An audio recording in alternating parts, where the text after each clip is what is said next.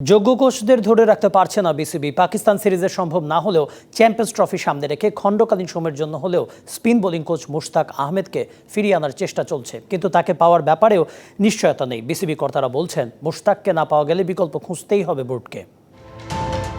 রিশাদ হোসেন সদ্য সমাপ্ত টি-20 বিশ্বকাপে বাংলাদেশের সবচেয়ে সফল বোলার। নিজের প্রথম বিশ্ব আসরেই 14 উইকেট শিকার করে তাক লাগিয়ে দিয়েছিলেন এ লেগ স্পিনার, যার কৃতিত্বের অনেকটাই দেয়া হয়েছে রিশাদের গুরু মুশতাক আহমেদকে।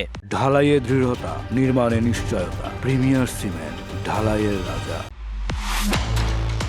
টি-20 বিশ্বকাপের আগে এই স্পিন বোলিং কোচকে খণ্ডকালীন চুক্তিতে নিয়োগ দিয়েছিল বিসিবি। অল্প কিছুদিনেই রেখেছেন অভিজ্ঞতার ছাপ। শুধু রিশাদ নয়, তৃণমূল থেকে আরও লেগ স্পিনার তুলে আনার স্বপ্ন দেখিয়েছিলেন মুশতাক। কিন্তু টি-20 বিশ্বকাপ শেষে ইংল্যান্ডের অনূর্ধ্ব 19 দলে যোগ দিয়েছেন এই পাকিস্তানি। চ্যাম্পিয়ন্স ট্রফির আগে মুশতাককে আবারও খণ্ডকালীন চুক্তিতে আনার চেষ্টা চলছে বলে জানান বিসিবির ক্রিকেট অপস প্রধান। উই আর ট্রাইং, মুশতাককে নিয়ে আমরা কন্টিনিউ করার জন্য চেষ্টা করছি।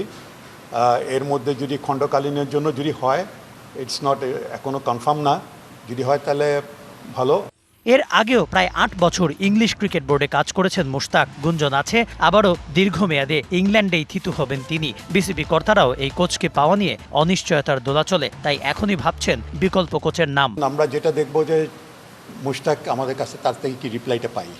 আমরা যাকে যদি অ্যাভেলেবল থাকে তাকে দিয়ে আমরা কন্টিনিউ করবো, না থাকলে আমাদের অন্য কিছু বিকল্প একটা ব্যবস্থা করতে হবে।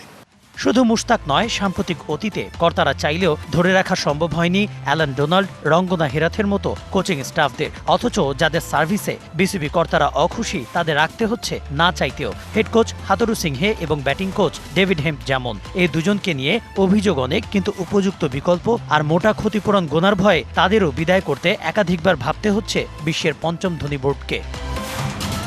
Kanak Mahmud, DBC news, Dhaka.